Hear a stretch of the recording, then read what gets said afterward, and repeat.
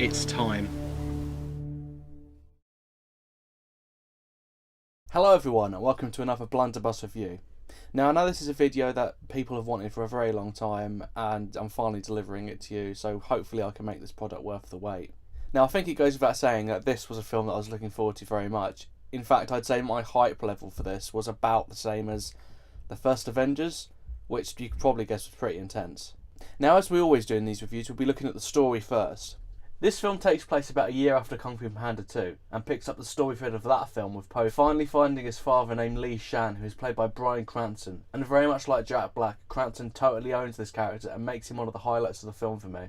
I'm pretty sure he said his name is Lee. You come here. Oh, thank you for taking such good care of my son. However, ruining their family reunion is the appearance of a new villain, Kai, or the Collector, who is played by the absolute beast J.K. Simmons, and very much like the previous villains in the franchise, is an absolute delight to watch and owns every scene that he's in.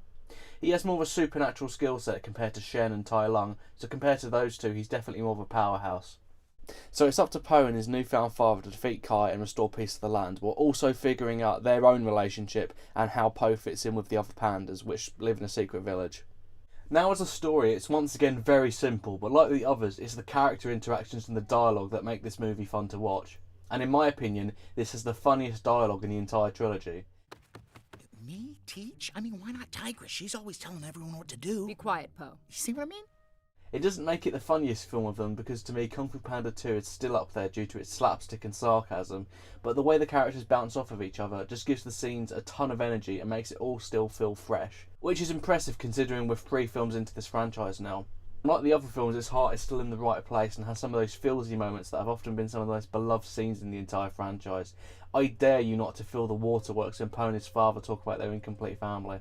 If I was to criticise anything with this film, it probably would be the villain. It's not that Kai's bad, it's just that he doesn't really have a personal connection to Po, and he reminds me a lot of Tai Lung, where it just feels like Po doesn't have a specific beef with the villain. It just feels like Po's an obstacle to the villain getting what he wants, and while it's serviceable and fine, I like the relationship, say for example, between Shen and Po, where it feels like they want to injure and kill each other specifically for a personal reason, whereas Kai just wants a thing and Po's in his way.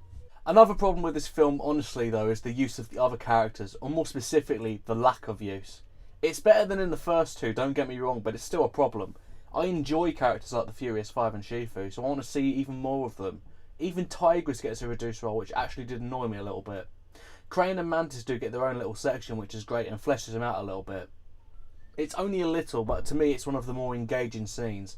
I understand that the story is ultimately about Po and his fathers, so I get why they were used in favour of more screen time for the others. That's right, I did indeed say fathers, plural, because on the plus side, Mr. Ping gets a more expanded role. He does actually travel with Po to the Panda Village, gets his own scenes with Lee, and helps to contribute to the theme of the film, which this time is identity. So overall, the story is really enjoyable. While it does cover some familiar beats to like the other films, and it does have a quite similar theme, it still has really great dialogue, it has really emotional moments, and it's just really engaging. So let's move on to the animation. Just for the sake of comparison to the other films, let's just take a quick look at how the level of detail has been increased. The first film in the franchise took over 20 million hours of rendering, and the second took 50 million hours of rendering. Okay, this sounds impressive, but then we look at KFP3's rendering time, 60 million. Thanks to this figure, this is easily the best looking film in the franchise. Everything is bright and clearly defined, and if we're going to talk about design alone, I do honestly think this is the best artistic design out of the 3 films, from the elevator that leads us up to the Panda Village, to the journey there itself, and finally to the Spirit Realm. We go a lot of places in this story, so it was imperative to make the locations visually effective, which I honestly think they do here. Let's talk performances now. I already mentioned that Bryan Cranston does a really good job as a newcomer, but everybody else does a similarly great job. For the little time they get, Dustin Hoffman is once again great as Shifu, the 5 are all enjoyable, especially Tigress, though I personally don't like her reduced role. And special mention to J.K. Simmons as Kai. If you weren't convinced that this guy is an amazing actor, then you need to see the villain he creates here. While I would have preferred he'd be more personally motivated, he's a very entertaining character without that anyway. He's sarcastic, arrogant, and just a ton of fun to watch. Oh, that's what I call a dramatic entrance. Haha! You You must be the Dragon Warrior. And you must be Kai, Beast of Vengeance, Maker of Widows. Yes! Finally! Thank you! Almost makes me want to spare your life. Oh, you want to spare me? How about you spare me the chit-chat? All right, let's do this. I'm going to take your chi, then the chi of every panda in the... Chit-chat. In this... Chitty-chitty chat-chat, In- chat-chat-chat. In this... Chit-chat. Ah, you pudgy little... Oh god, that's the second time I've gushed over Kai. But hang on, I'm forgetting about somebody. Oh yeah. Jack Black once again owns the role of Poe and gives him some new character territory.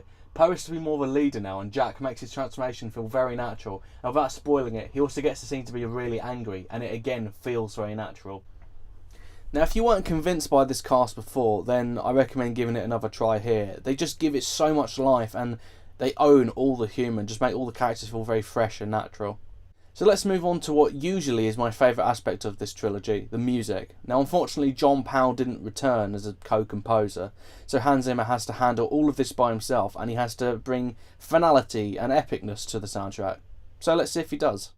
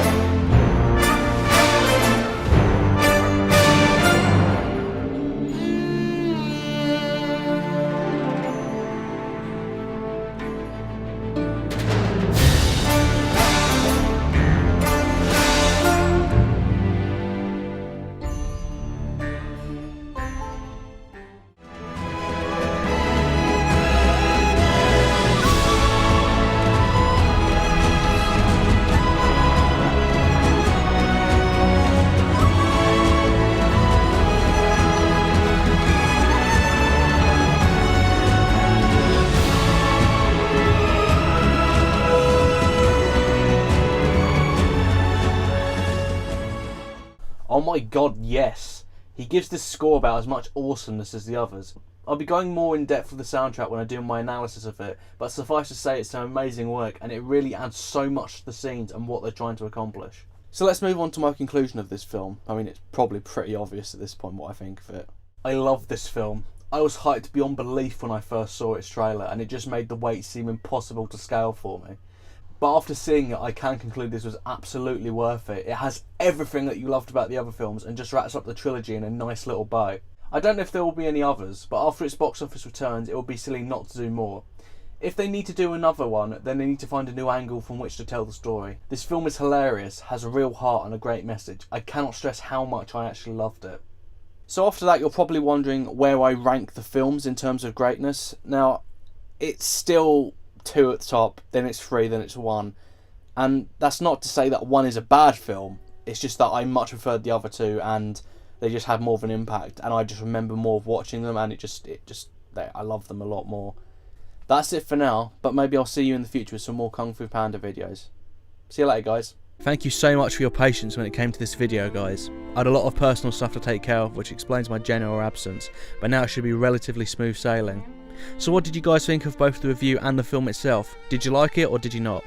Leave your comments down below and give it a like if you enjoyed it. I'll see you next time with The Legend of Zelda for the NES.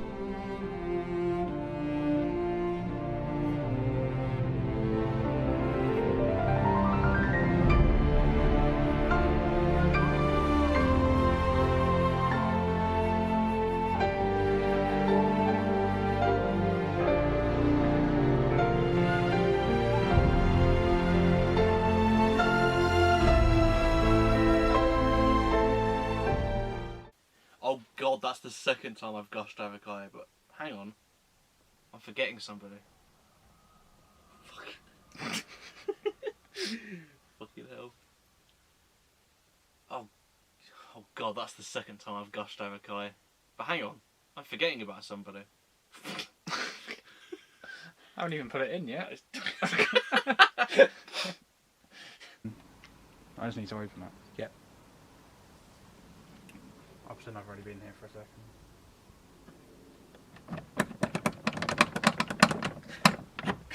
Christ. Let's open it a bit first. So we want to. Yeah, there you go. I just need to put my foot onto it. Okay.